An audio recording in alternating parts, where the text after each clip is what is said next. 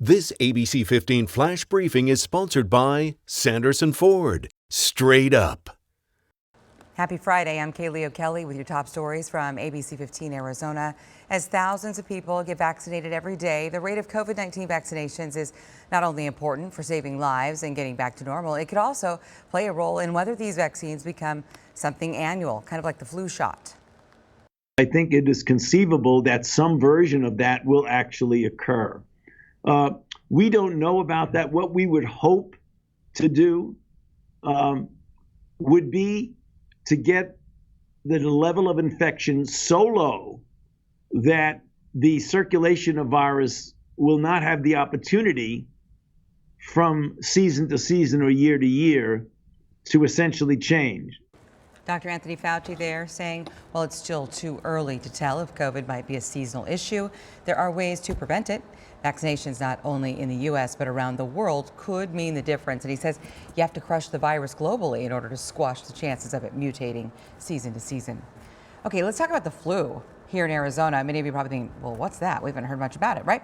The state's seeing a huge shift in data with just 815 confirmed cases all season so far. Let's put it in perspective. Last year, there were more than 19,000 cases at this time. New emergency shelter beds have been approved for downtown Phoenix to help those experiencing homelessness. Part of the money raised during ABC 15's telethon with Central Arizona Shelter Services will go toward that.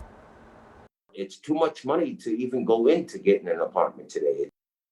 The 62-year-old Stanley Bammer is receiving help through CAS. It's a 90-day hotel voucher. He, like so many others, is hoping to be placed in permanent housing, and now more help is coming to Phoenix City Council. They just greenlighted hundreds of new shelter beds at CAS Shelter on the Human Services campus. The homelessness crisis has been getting worse since before the pandemic. One reason why ABC 15 partnered with CAS at a telethon like last week, raising tens of thousands of dollars from our viewers in just 3 hours. The money will be used in several different ways. To help us deal with the pandemic crisis so we can serve more people. And also, as we expand with new beds, now that we have approval to add more beds at CAS, those dollars will help us to operate. Senior citizens are the fastest growing population becoming homeless. Projections are showing that that will only continue to get worse. California theme parks could reopen sooner if the state legislature approves a new proposal. Right now, places like Disneyland, Universal Studios, and Six Flags can only open when their counties are in what's considered the yellow zone. That does indicate minimal spread of COVID-19. The new plan would treat theme parks like smaller venues, allowing them to open in the orange tier, and it means they would operate amid moderate spread of COVID. Disneyland closed in March of last year when the pandemic took hold here in the U.S. Well, getting in a vacation and a vaccination at the same time. Some travel sites are offering up 2-for-1 package deals. It could be enticing some of you, but these deals aren't cheap, and experts are warning, and they can be scams. However, a new survey finds Americans are ready for a vacation, right? Expedia's annual deprivation study finding 64% of respondents felt vacation deprived. 42% had to cancel at least one trip last year because of COVID. But to make up for that, they are vowing to take more vacation days than usual this year. Diagnosed with COVID-19, yet still found time to write and publish a book. Oh, and she's in the 3rd grade. I will never be alone in this world, and neither will you. Okay, so that's awesome. She's 9 years old. Eden Hummel from Tennessee, diagnosed last year. While recovering, she wrote about it. It's called The Kid Who Had COVID.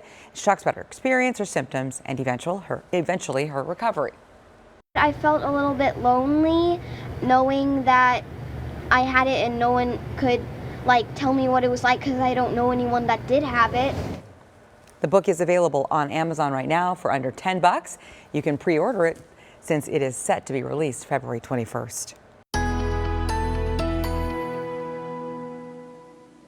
Time now for that most accurate forecast. After a cooler day yesterday, temperatures will drop a little further today with a high of 71 degrees in Phoenix. Highs will reach the low 70s in western Arizona with mid 70s in Yuma. Up north, 40s and 50s for most of the high country, with highs reaching the upper 40s in Flagstaff and in Window Rock.